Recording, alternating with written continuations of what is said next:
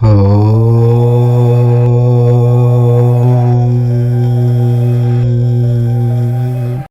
మొదటి శ్రావణ సోమవారం, పరమశివుడికి ప్రీతికరమైనటువంటి రోజు.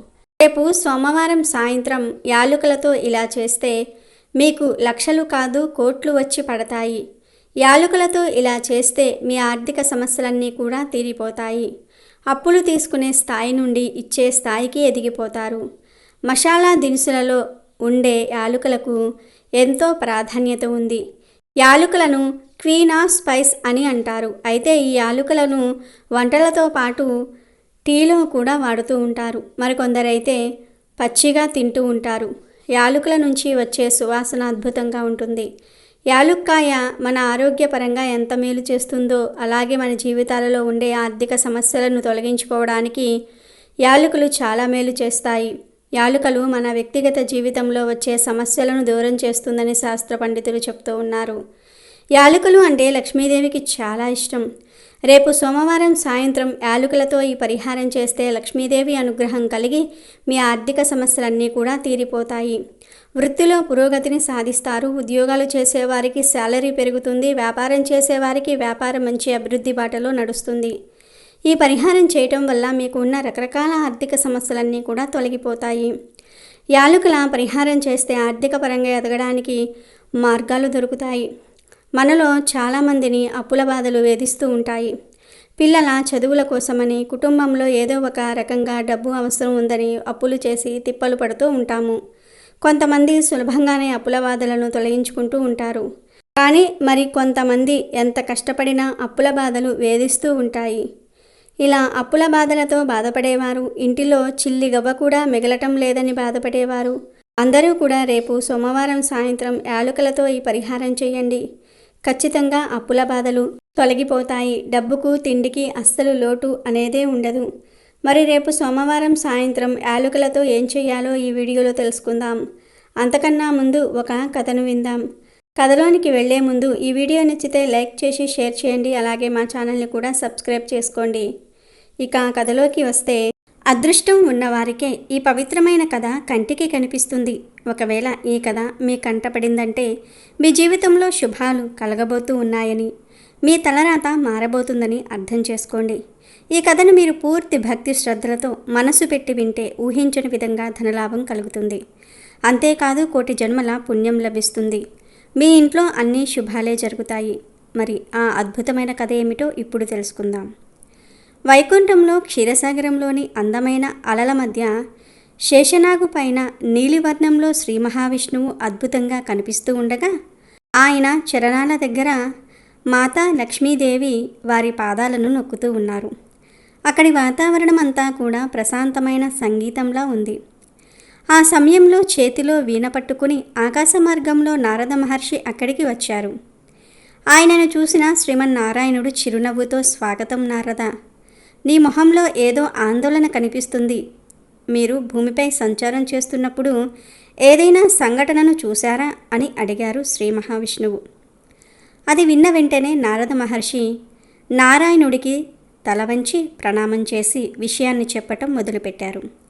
హే నారాయణ, నేను ఇప్పుడు భూలోకంలో సంచారం చేసి వస్తున్నాను.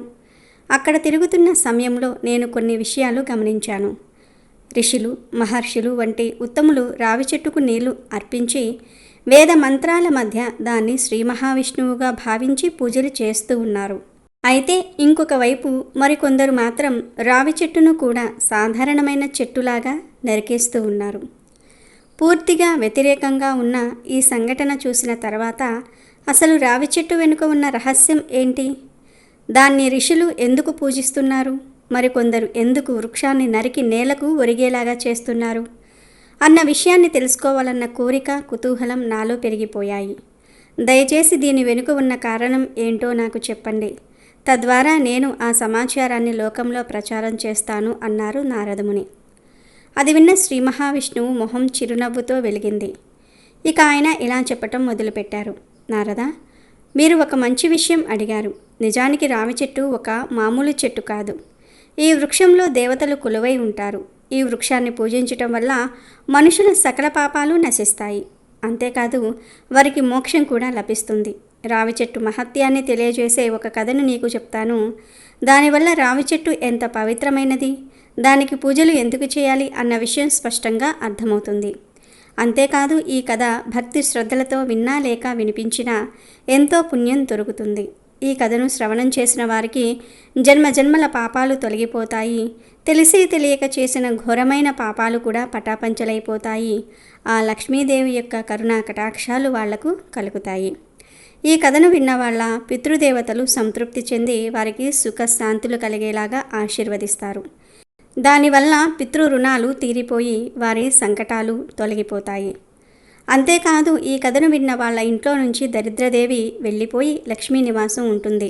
ఇంకా సంతానం లేని వాళ్ళకి సంతానం కలుగుతుంది. ఇదంతా విన్న నారదుడు, హే ప్రభు, నేను పూర్తి శ్రద్ధతో వింటాను, దయచేసి ఈ కథను నాకు చెప్పండి అన్నారు. మీరు కూడా ఈ కథను భక్తి శ్రద్ధలతో వినండి. శ్రీ మహావిష్ణువు నారదుడితో, ఓ నారద, పూర్వకాలంలో సుమిత్ అనే ఒక వ్యక్తి ఉండేవాడు. అతను ఎంతో నీతిగా తన కష్టాన్ని నమ్ముకుని బ్రతికేవాడు. కానీ ఈయన కటిక దరిద్రాన్ని అనుభవిస్తున్నాడు. కట్టెలను కొట్టి వాటిని అమ్మితే వచ్చే డబ్బుతో కుటుంబాన్ని పోషిస్తూ ఉండేవాడు. అతని కుటుంబంలో ముసలి తల్లిదండ్రులు, భార్య గాయత్రి, 3 పిల్లలు ఉండేవారు.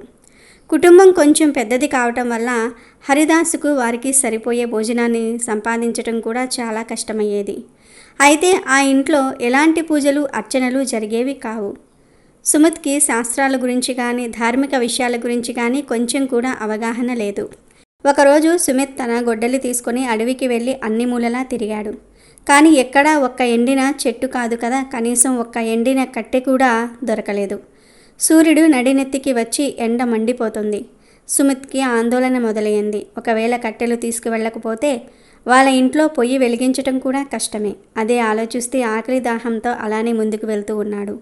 కానీ అతనికప్పుడు వెళ్తున్న ప్రదేశం చాలా భయంకరమైంది. పెద్ద పెద్ద చెట్లు తీగలతో దట్టంగా ఉంది. చెట్లను దాటి సూర్యుడి కాంతి కూడా నేలను చేరుకోవటం కష్టంగా ఉంది. పాములు, తేళ్లు మాత్రమే కాకుండా ఇంకా ఎన్నో క్రూర మృగాలు కూడా అక్కడ ఉండే అవకాశం ఉంది. అయినా కూడా అతని బలహీనత అతన్ని అక్కడికి వెళ్ళేలాగా చేస్తుంది. అలా వెళ్తున్నప్పుడు అతని చూపు ఒక పెద్ద చెట్టు మీద పడింది. ఆ చెట్టు కొమ్మలు ఆకాశాన్ని తాకినట్టుగా కనిపిస్తున్నాయి. దాని వేళ్ళు దట్టంగా భూమిని అల్లుకున్నాయి. అదొక రావి చెట్టు. దాన్ని చూడగానే సుమిత్, ఈ చెట్టు చాలా పెద్దగా బలంగా ఉంది, దీని నుండి కొన్ని కొమ్మలు కొట్టుకున్నా కూడా ఈరోజు నాకు సరిపోతుంది అని తన మనసులో అనుకునే వెంటనే అటు ఇటు చూసి గొడ్డలి బలంగా పైకెత్తి చెట్టు కొమ్మ నరకడానికి చూస్తాడు. అప్పుడే అతనికి ఒక భయంకరమైన శబ్దం వినిపిస్తుంది. అదొక స్త్రీ స్వరం అని అనిపిస్తుంది. మానవ, నీవు ఎలాంటి అనర్థం చేస్తున్నావు? సుమిత్ ఉలిక్కిపడి అటు ఇటు చూస్తాడు. కానీ అక్కడ ఎవరూ కనిపించరు. వెంటనే చెట్టు మొదట్లో ఒక నల్లపాము కనిపిస్తుంది. దాని కళ్ళు అగ్ని జ్వాలల్లా మిలమిలా మెరుస్తూ ఉన్నాయి. సుమిత్ భయంతో వెనక్కి వెళ్ళాడు. మెల్లగా ఆ పాము ఒక స్త్రీ రూపంలోనికి మారింది. ఆమె ఒక నాగకన్య. ఆమె కళ్ళు ఏదో రహస్య కాంతిని వెదజల్లుతూ ఉన్నాయి. ఆమె గంభీరమైన గొంతుతో, మానవ, నువ్వు రావి చెట్టును నరికే పాపానికి ఎందుకు పాల్పడ్డావు? నీకు రావి చెట్టులో దేవతలు కొలువై ఉంటారని తెలియదా అని అంటుంది. దానికి సుమిత్ భయంతో వణికిపోతూ, దేవి, మీరెవరు? నేనెప్పుడు ఇలాంటిది కనీ విని ఎరుగను. మీరు ఇలా మనుషుల గొంతుతో ఎలా మాట్లాడగలుగుతున్నారు? అసలు మీరెవరు? ఈ చెట్టు విశేషమైందని ఎందుకు అంటున్నారు అని అడుగుతాడు. దానికి నాగకన్య చిరునవ్వుతో ఇలా అంటుంది, నేనొక నాగకన్యను. ఈ రావి చెట్టుకు కాపరిని. అంతేకాదు ఈ చెట్టు అంటే నాకు ఎంతో ఇష్టం. ఎందుకంటే ఈ చెట్టు మీదనే నా నివాసం కాబట్టి. అయితే ఈ చెట్టుకు నాకు ఉన్న బంధం ఈ జన్మది మాత్రమే కాదు, నా గత జన్మ నుండి నా బంధం ఈ చెట్టుతో ముడిపడి ఉంది. ఎన్నో ఏళ్ల క్రితం నా జీవితంలో జరిగిన కథను చెప్తాను విను. ఇలా చెప్తున్నప్పుడు ఆమె మొహంలో ఏదో తెలియని రహస్య ఛాయలు కనిపించాయి. దాన్ని చూసి సుమత్ విషయాన్ని తెలుసుకోవాలన్న కుతూహలము పెరిగిపోయింది. ఎందుకంటే ఇదంతా అతనికి ఒక వింతలాగా అనిపిస్తోంది. ఇంకా నాగకన్య గట్టిగా ఒక్కసారి ఊపిరి పీల్చుకుని తన కథను చెప్పటం మొదలుపెట్టింది. మానవ, పూర్వజన్మలో నా పేరు దివ్య. నేను ఒక ప్రసిద్ధమైన వైశ్య కుటుంబంలో పుట్టాను. నా తండ్రి ఎంతో ధనవంతుడు. ఆయన నన్ను జ్ఞాన సంపన్నుడు, ధర్మబద్ధుడైన వైశ్యుడికి ఇచ్చి ఎంతో ఘనంగా నా పెళ్లి జరిపించారు. నా భర్త పేరు ధర్మపాలుడు. ఆయన ఒక ధాన్యాల వ్యాపారి. ఆయన జీవితం సాదాసీదాగా ఉండేది. ధార్మిక విషయాల్లో ఎంతగానో లీనమయ్యేవాడు. మంచి పనులు చేయటంలో ముందుండేవాడు. కానీ నేను పూర్తిగా వ్యతిరేకంగా ఉండేదాన్ని. నేను ఎప్పుడూ అతన్ని గౌరవించలేదు. ఆయన చేసే ధార్మిక పనుల మీద శ్రద్ధ పెట్టలేదు. ఇంకా దేవతలను పూజించటం ఒక అనవసరమైన పని అనుకునేదాన్ని. ఎంతో అహంకారంగా ఉండేదాన్ని. నా మనసు ఎప్పుడూ డబ్బు, సంసార సుఖాలపైన ఆసక్తిగా ఉండేది. పుణ్యకార్యాలు చేయటం, పూజలు చేయటం చాలా మంచి విషయం అని నా భర్త నాకు నచ్చచెప్పాలని ఎంత ప్రయత్నించినా కూడా నేను అతని మాటలు పట్టించుకునేదాన్ని కాదు. మా ఊరికి దగ్గరలో ఒక ముని ఆశ్రమం ఉండేది. అక్కడి వాతావరణం అంతా ఎంతో ప్రశాంతంగా ఉండేది. అయితే ఆ ఆశ్రమం దగ్గర ఆ ముని ఒక చిన్న రావి చెట్టును నాటారు. ఇంకా గ్రామంలోని ప్రజలంతా ఆ చెట్టు దగ్గరకు వచ్చి విశేష పూజలు చేసేవారు. చెట్టుకు 4 వైపులా దీపాలు వెలిగించి, చెట్టు మొదట్లో నీళ్లు అర్పించి ఎంతో శ్రద్ధగా ప్రార్థించేవాళ్ళు. వాళ్ళంతా ఆ చెట్టులో శ్రీ మహావిష్ణువు ఉంటాడని నమ్మేవాళ్ళు. ఇంకా వాళ్ళ పితృదేవతలు సంతృప్తి చెందుతారని నమ్మేవాళ్ళు. ఆ భక్తి శ్రద్ధల కారణంగా ఆ మొక్క చాలా వేగంగా మహావృక్షంగా పెరిగిపోయింది. ఒకరోజు నేను ఆ ఆశ్రమం వైపు నుండి వస్తూ ఉండగా ఒక బ్రాహ్మణుడు ఆ చెట్టు కింద కూర్చుని నీళ్లు అర్పించి వేదమంత్రాలు అర్చిస్తూ ఆ రావి చెట్టును భక్తితో పూజిస్తూ ఉన్నాడు. అతన్ని చూసి నేను పగలబడి నవ్వటం మొదలుపెట్టాను. ఆ చెట్టుకు పువ్వులు పుయ్యవు, కాయలు కాయవు. నా దృష్టిలో ఈ చెట్టు ఎందుకు పనికిరాదు? ఎందుకు మూర్ఖంగా నువ్వు ఈ చెట్టును పూజిస్తూ ఉన్నావు అని అడిగాను. దానికి ఆ బ్రాహ్మణుడు ఎంతో ప్రశాంతంగా నా వైపు చూసి ఇలా అన్నాడు, మీరు అజ్ఞానంలో ఇలా మాట్లాడుతున్నారు. ఈ చెట్టు రావి చెట్టు. దీనిలో సాక్షాత్తు శ్రీ మహావిష్ణువు కొలువై ఉంటారు. ఈ చెట్టుకు నీళ్లు పోస్తే ఎంతో పుణ్యం కలుగుతుంది. పితృ ఆశీర్వాదం దొరుకుతుంది. పూజలు చేస్తే ఎన్నో జన్మల పాపాలు తొలగిపోతాయి అన్నాడు. అది విని నాలో అహంకారం ఇంకా పెరిగింది. అయితే చూద్దాం నీ చెట్టులో ఎంత మహత్యం ఉందో అని వెటకారంగా మాట్లాడి ఆ చెట్టును తన్నడానికి కాలు పైకెత్తాను. నా కాలు ఆ చెట్టుకు తగలగానే నా చేతులు కాళ్ళల్లోనే కాక శరీరమంతా మంటలు మొదలయ్యాయి. నా శరీరంలో ఏవో మార్పులు జరుగుతున్నాయి. శరీరం నల్లగా అవుతుంది. ఇంకా మెల్లిమెల్లిగా నేను ఒక నల్లని పాములా మారిపోయి అరుస్తూ ఉండిపోయాను. నా అరుపులు విని ఆశ్రమానికి చెందిన ముని అక్కడికి వచ్చారు. ఆయనను చూడగానే నేను అతని కాళ్ళ మీద పడి జరిగిందంతా కూడా చెప్పాను. నాకు ఆ శాపం నుండి విముక్తి దొరికే మార్గం చెప్పమని వేడుకున్నాను. అప్పుడు ఆ ముని గంభీరంగా, నువ్వు ఎంత పెద్ద పాపం చేశావో తెలుసా?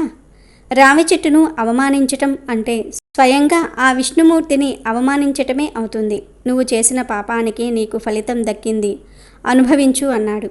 అప్పుడు నేను ఆయన్ని వేడుకున్నాను. నేను చేసిన పాపాన్ని తెలుసుకున్నాను, ప్రాయశ్చిత్తం అనుభవిస్తున్నాను.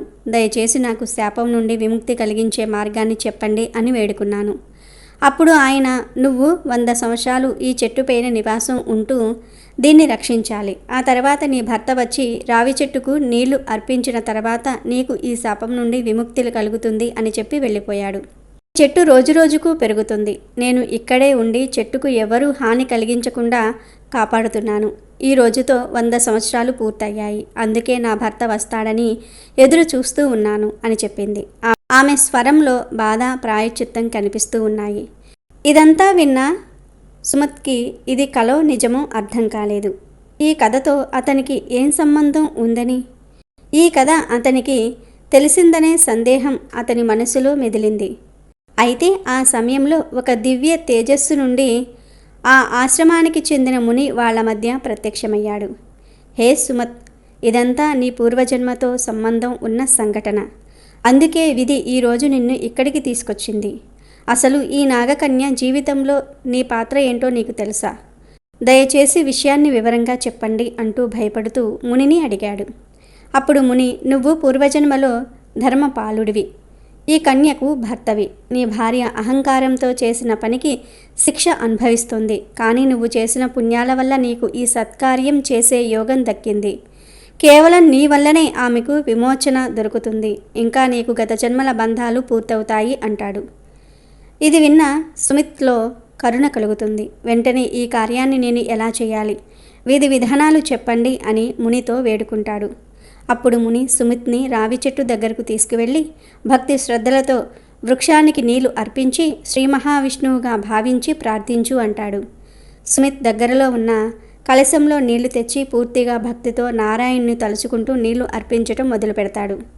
ఇలా నీళ్లు పోయటం మొదలు పెట్టగానే చెట్టు కింద ఒక దివ్య కాంతి వెలిగి నాగకన్యగా ఉన్న దివ్య నాగకన్య రూపాన్ని పూర్తిగా కోల్పోయి ఒక అందమైన స్త్రీగా మారటం మొదలవుతుంది. ఇంకా పూర్తిగా మారాక ఆమె మొహం ఇక దేవతలాగా తేజస్సుతో వెలిగిపోతుంది. దివ్య పూర్తిగా మారిపోయిన తర్వాత మునికి సుమిత్కి నమస్కరించి ఇలా అంటుంది, మీ పుణ్యం శ్రీ మహావిష్ణువు కృప వల్ల నాకు ఈరోజు ముక్తి లభించింది. నేను మీకు నా ధన్యవాదాలు చెప్తున్నాను అంటుంది.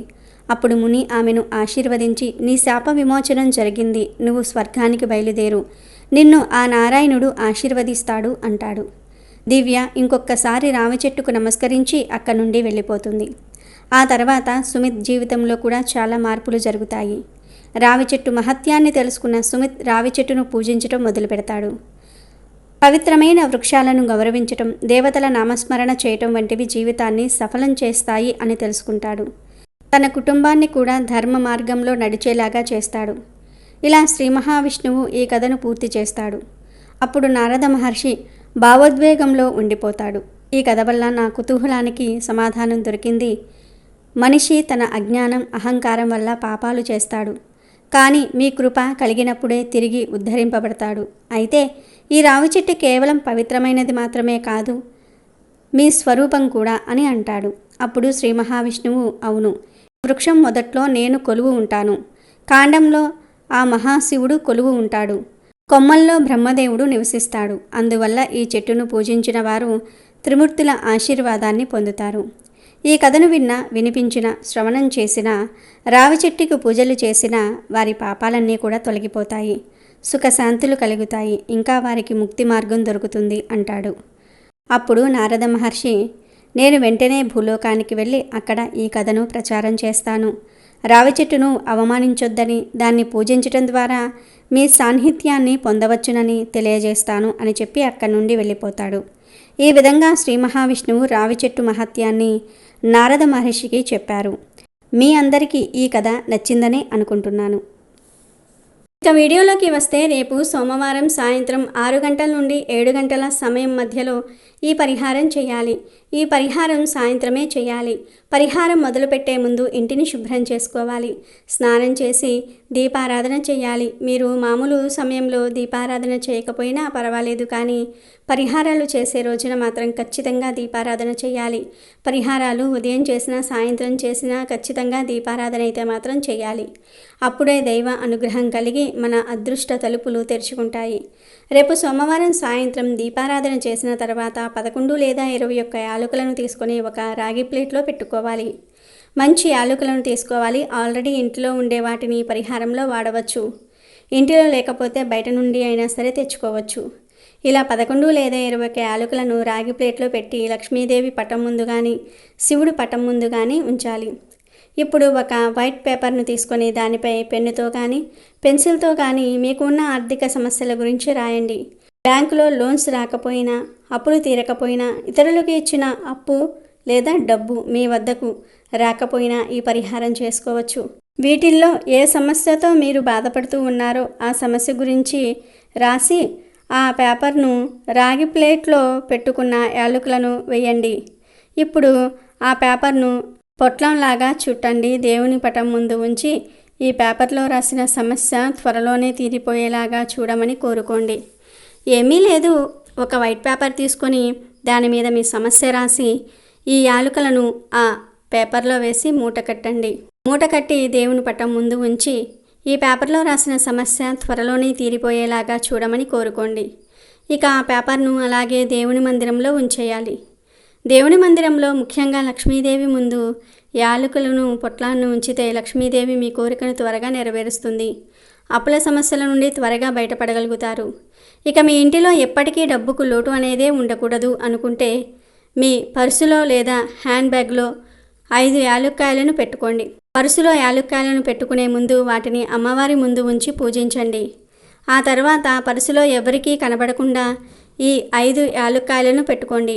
ఇలా రేపు సోమవారం యాలకులతో పరిహారం చేస్తే డబ్బుకు సంబంధించిన సమస్యలన్నీ కూడా తొలగిపోతాయి. కాబట్టి అప్పుల సమస్యలతో, ఆర్థిక సమస్యలతో బాధపడే వారందరూ కూడా రేపు సోమవారం సాయంత్రం యాలకులతో ఈ పరిహారాన్ని చేసి సిరి సంపదలను మీ సొంతం చేసుకోండి.